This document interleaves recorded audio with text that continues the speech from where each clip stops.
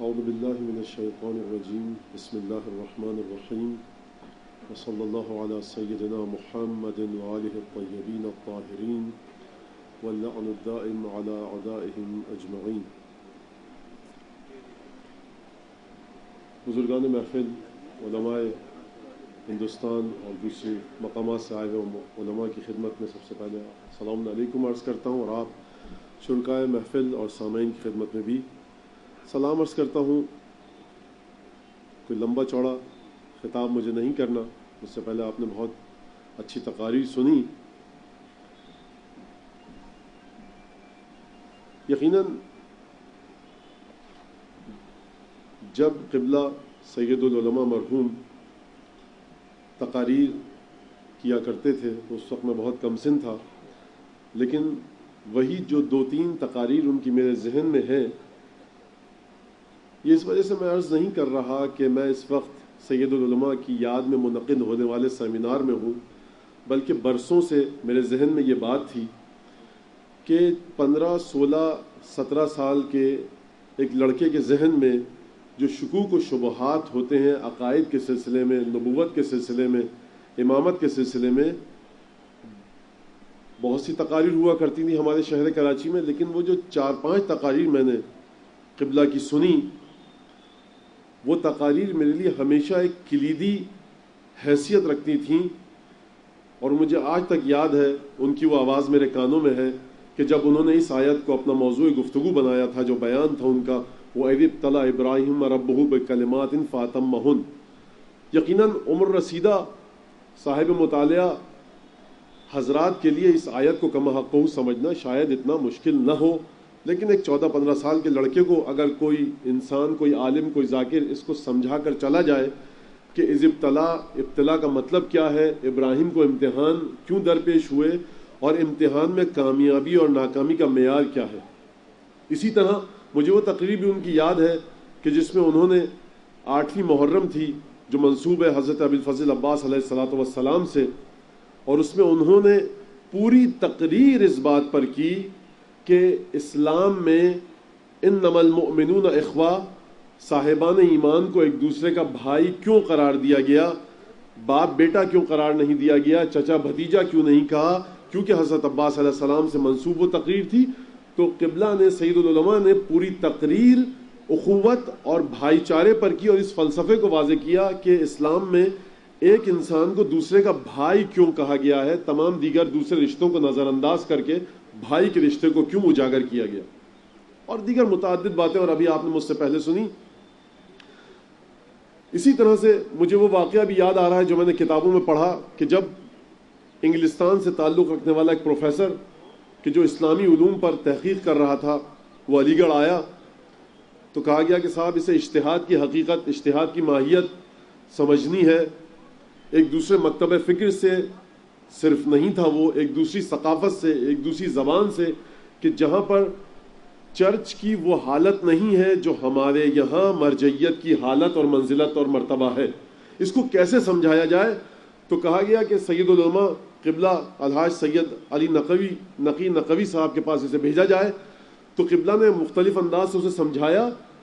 اور اس کے بعد اس نے ایک بڑا کلیدی سوال کیا۔ یہ وہ سوال ہے کہ جو آج ہمارے مکتب اہل بیت کے ماننے والوں کے ذہن میں بھی ہے، اور وہ بہت سے انحرافات کا شکار ہو جاتے ہیں۔ اس نے کہا سید العلماء سے کہ جب ایسا ہے تو بہت سے مسائل جو 14 سال پرانے ہیں، اگر اجتہاد آپ کے یہاں موجود ہے اور دوسروں کے یہاں ختم ہو چکا ہے، تو آپ آگے بڑھ کر ان پرانی چیزوں کو ختم کیوں نہیں کر دیتے، ایک نیا دین اس انداز سے اجتہاد کے ذریعے بنائیے کہ جس میں آج کے دور کے انسان کی فطری، ذہنی، ثقافتی، سماجی اور معاشرتی، انفرادی اور اجتماعی ضروریات کو مد نظر رکھ کر وہ دین آئے اور اس کے مسائل کو حل کرے۔ آپ حضرات سمجھ گئے کہ یہ بات بظاہر بہت اچھی ہے اور سیدھی سادی ہے، لیکن اس کا مطلب ہے کہ ایک نیا دین بنا دیا جائے۔ اب یہاں پر کیا جواب دے ایک عالم، وہ جو نجف سے پڑھا ہوا ہے، اس نے یہ جواب دیا، بہت خوبصورت جواب دیا کہ دیکھیے ہمارے یہاں اجتہاد میں انوویشن ہے، انوینشن نہیں ہے، ہمارے یہاں اختراع ہے، ابداع اور اختراع نہیں ہے، بلکہ استمرار ہے۔ یہ بہت عجیب بات ہے جس پر خود کئی تقریریں درکار ہیں کہ انوویشن اور کریشن اور انوینشن میں کیا فرق ہے اجتہاد کو مد نظر رکھتے ہوئے. بہرحال، اور سب سے بڑی بات، وہ جو اس شہر کے شاعر آپ کے جناب جوش ولی آبادی مرحوم کہہ کر چلے گئے کہ بخشتا ہے جو سخن سے اپنے انسان کو دمک، بخشتا ہے جو سخن سے قلب انسان کو دمک، جس کے حرف رشد کی انگڑائی بنتی ہے دھنک. سینکڑوں ذی ہوش انسانوں کو وقت مرگ تک ہر نفس آتی ہے اپنی سانس سے جس کی مہک، ان شراح صدر کی مہندی لگا کر پاؤں میں بیٹھتی ہے زندگی جس کی نظر کی چھاؤں میں. یہ شعر کسی جذباتی تخیل پر مبنی نہیں ہے. انسان کو ضرورت ہے اس بات کی کہ انسان کی زندگی اپنے پیروں میں گرمی کے موسم میں جب مہندی لگا کر چھاؤں میں بیٹھتی ہے اور ٹھنڈک سے لطف اندوز ہوتی ہے، اس وقت بشریت کو بھی کسی ایسے راہ حل کی ضرورت ہے کہ وہ بشریت کی جو تپتی ہوئی دھوپ تلے آ چکی ہے کس طرح سے انشراح صدر کی مہندی لگا کر پاؤں میں بیٹھے اور اس کے بعد زندگی سکون کا سانس لے سکے. اس بند کی تشریح کے لیے کئی گھنٹے درکار ہیں، میں اس طرف نہیں جانا چاہتا. مسئلہ کیا ہے؟ مسئلہ یہ ہے کہ دیکھیے، ختمی مرتبہ جب دنیا سے تشریف لے گئے تو متعدد مرتبہ وہ یہ کہہ کر گئے کہ دیکھو، اب یہ شاعر کے زبان میں، کہ اگر انشراح صدر کی مہندی لگا کر زندگی تمہاری چھاؤں میں بیٹھنا چاہتی ہے تو انی تارکن فیکم الثقلین کتاب اللہ وعطرتی اہل بیتی ما ان تمسکتم بها لن تضلوا بعدی. دیکھو، دو چیزیں چھوڑ کر جا رہا ہوں، تیسری کسی چیز کا نام نہیں لیا. ایک خدا کی کتاب اور دوسرے اپنے گھر والے، میرے خاندان والے اہل بیت. جب تک ان سے متمسک رہو گے گمراہ نہ ہوگے. خبردار، لا تعلموہما فإنہما اعلم منکم. خبردار، انہیں کچھ سکھانے پڑھانے کی کوشش نہ کرنا، ان کا علم تم سے زیادہ ہے. اور دیکھو، فلا تقدموہما، ان سے آگے بڑھنا نہ بڑھنا، ہلاک ہو جاؤ گے. تو یہ اہل بیت، یہ قرآن، اور اس کے بعد اجتہاد کا وہ سلسلہ، پانچویں اور چھٹے امام کی وہ کاوشیں، وہ محنتیں، وہ زحمتیں، کہ جس کے بعد آپ نے اجتہاد کے سلسلے کو سمجھایا، بڑھایا، لکھایا، پڑھایا. اب عربی میں ایک لفظ ہے منطقۃ الفراغ، یعنی وہ جگہ، وہ شگاف کہ جو ایک عام انسان اور معصومین کے درمیان ہے. ہم فرشی مخلوق، ہم فرشی مخلوق، وہ عرشی مخلوق. تو عرش اور فرش کے درمیان جتنا راستہ ہے، جتنا فاصلہ ہے، جتنا شگاف ہے، اب اسے پر کیا جائے تو کیسے کیا جائے؟ اس کے لیے ہی ایسے علماء سامنے آتے ہیں کہ جن کے بارے میں چھٹے امام نے فرمایا، محمد بن مسلم، زرارہ، ہشام ابن حکم اور مختلف جو اصحاب آپ نے تربیت کی، فرمایا لولا ہؤلاء لن درست آثار النبوہ. اگر میرے یہ تربیت کردہ اصحاب نہ ہوتے تو نبوت کے آثار مٹ جاتے. وہ اصحاب چلے گئے، غیبت کا سلسلہ شروع ہو گیا. اب اس منطقۃ الفراغ کو ملء الفراغ میں کیسے تبدیل کیا جائے؟ وہ شگاف جو عرش اور فرش کے درمیان ہے، وہ شگاف جو معصوم اور غیر معصوم کے درمیان ہے، اسے کیسے بھرا جائے، کیسے بتلایا جائے کہ وہ تعلیمات یہ ہیں جو معصومین کی طرف سے آئی ہیں انسانوں کے لیے. اس کے لیے ایسے ہی علماء ہوا کرتے ہیں کہ جس میں شیخ طوسی کا نام لیجئے، شیخ مفید کا نام لیجئے، علامہ ہلی کا نام لیجئے، فخر المحققین کا نام لیجئے، اور ایک علماء کا سلسلہ ہے کہ جو چلا آ رہا ہے. اور ہندوستان کی سرزمین پر اگر آپ نام لیجئے تو یقیناً دل کڑتا ہے، ایک ہوک سی اٹھتی ہے، ایک ٹیس اٹھتی ہے اس دل میں کہ جب ہم سید العلماء کے بارے میں کوئی بات کرتے ہیں تو یہ در حقیقت سید العلماء پر گفتگو نہیں ہے، یہ در حقیقت لکھنؤ کی اتر کی اس عظیم الشان تاریخ کا ایک باب ہے، ایک چیپٹر ہے جس کا نام سید العلماء ہے. یہ لکھنؤ، یو پی کی یہ تہذیب، یہ پھیلی ہوئی ہے غفران مآب. اس کے بعد جناب میر حامد حسین علی اللہ مقامہ الشریف، صاحب ابقات، قبلہ ناصر الملت، کہ جن کی کتابیں، جن کی تصانیف، دیکھیے عربی میں کتاب لکھ لینا کوئی اتنا بڑا کمال نہیں ہے. کمال یہ ہے کہ عربی اس سطح کی ہو کہ جو اہل زبان کے انداز کی ہو، اور اہل زبان کے انداز کے ہونے کے ساتھ ساتھ اس میں فصاحت و بلاغت کا خیال رکھا گیا ہو. جب کسی عرب زبان کو دکھایا جائے ادیب کو تو وہ اس کی عربی کی تعریف بھی کرے اور اس کے مطالب اور معدہ اور مضمون کی تعریف بھی کرے. ایسی کتابیں اس شہر میں لکھی گئی ہیں اور ایسا علمی کام یہاں پر ہوا. یقیناً جب ہم سید العلماء کے بارے میں بات کرتے ہیں تو مجھ سے پہلے آنے والوں نے بہت مفید گفتگو فرمائی اور میرے بعد بھی یقیناً مجھ سے زیادہ مفید گفتگو کی جائے گی، مجھے پورا بھروسہ ہے اس بات کا. لیکن سید العلماء جیسی ہستیوں کے بارے میں جب ہم بات کرتے ہیں تو اس سے ہمیں فائدہ کیا ملتا ہے، اس سے ہماری غرض کیا ہوتی ہے؟ اس سے ہماری غرض یہ ہے کہ ہم دنیا کو بتا سکیں، یہ پوری ذمہ داری کے ساتھ عرض کر رہا ہوں، پوری دنیا کو بتا سکیں، نجف اور قم کو ہم یہ بتا سکیں اولئک آبائی فجعنی بمثلہم اذا جمعتنا یا جریر المجامع، یہ ہیں ہمارے آباء و اجداد، ہے دنیا والوں، اگر لا سکتے ہو تو ان جیسے لاؤ۔ دیکھیے سید العلماء کی شخصیت صرف سید العلماء کی شخصیت نہیں ہے، بر صغیر کو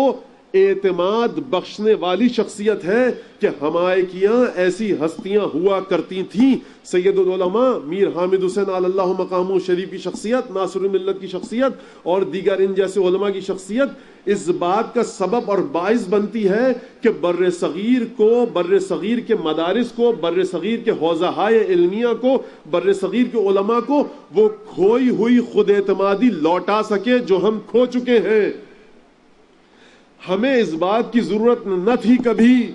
کہ ہم اپنی باتوں پر امضا کے لیے، اپنی کتابوں کو امضا کے لیے، اپنی کتابوں کی تصدیق اور سندیت کے لیے باہر دیکھیں۔ جو کتاب یہاں لکھ دی جاتی تھی اس کے نیچے جس مصنف کا نام ہوتا تھا، مصنف کا نام کتاب کی سندیت کے لیے کافی تھا۔ ہمارے علماء کی، بر صغیر کے علماء کی لکھی ہوئی کتابیں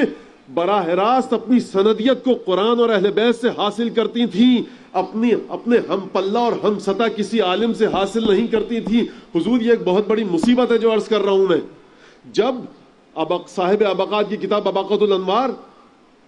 حضرت آیت اللہ العظمیٰ الحاج مرزا محمد حسن شیرازی علی اللہ مقامہ شریف کے پاس پہنچی اور انہوں نے ابقات کا مطالعہ کیا، 1892 میں ان کا انتقال ہو چکا تھا، انہوں نے ابقات کا مطالعہ کیا تو یہ کہا کہ اگر دین کے لیے کام ہو تو ایسا ہو ورنہ نہ ہو۔ یہ کہاں کی کتاب لکھی ہوئی تھی؟ یہ قم، اصفہان، مشہد کی نہیں لکھی ہوئی کتاب تھی، یہ نجف یا سامرہ کی نہیں لکھی ہوئی تھی، یہ کاظمین کی، کربلا کی کتاب لکھی ہوئی نہیں تھی، یہ لکھنؤ کی لکھی ہوئی تھی۔ یعنی سید العلماء کے بارے میں جب ہم گفتگو کرتے ہیں تو سب سے پہلے جو ہمیں فائدہ پہنچتا ہے، جو انشراح صدر ملتا ہے، اور ہم یہ کہہ سکتے ہیں اذا جمعتنا یا جریر المجامع، جب دنیا والے اپنے مجامع میں،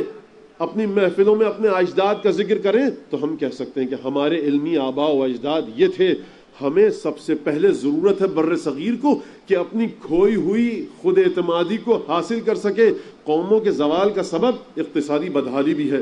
اخلاقی بدحالی بھی ہے، علمی بدحالی بھی ہے۔ ہر قسم کا بحران سماجی ہو یا انفرادی اور اجتماعی، وہ قوموں کی بدحالی کا باعث اور سبب بنتا ہے۔ لیکن ان تمام بدحالیوں کا منبع اور سرچشمہ اور بنیاد اور اساس ہوتی ہے خود اعتمادی کا نہ ہونا۔ جب تک خود اعتمادی نہیں آئے گی ہم اسی